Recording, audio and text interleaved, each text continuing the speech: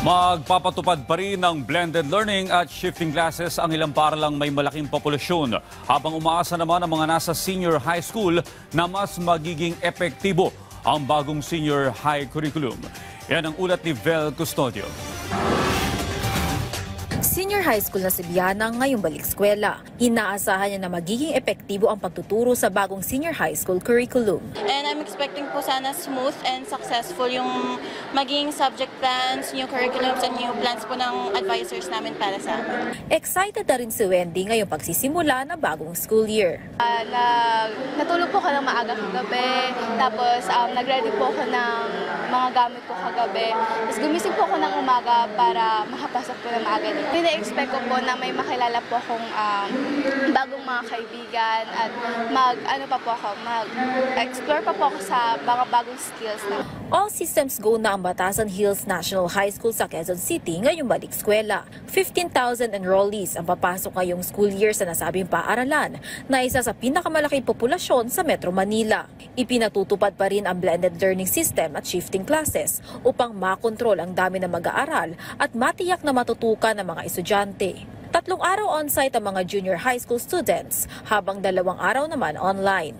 Inihanda na namin yung mga pangangailangan, lalo na sa aming blended modality.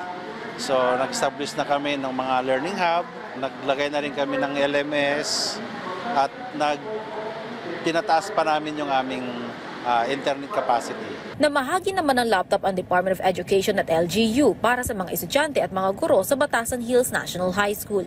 Nakatakda rin mamahagi ang Quezon City Government na headset na may noise reduction para sa online classes. Ayon sa principal ng paaralan, sapat ang bilang ng mga guro. Tinanggal na rin ang administrative tasks sa mga teachers alinsunod sa DepEd Order No. 6 na layuning mabawasan ng 57% ang paperwork sa mga teachers. Mula nung inilabas yung DepEd Order na wala ng administrative tasks, so wala pong teacher na mayroong administrative tasks na hawak.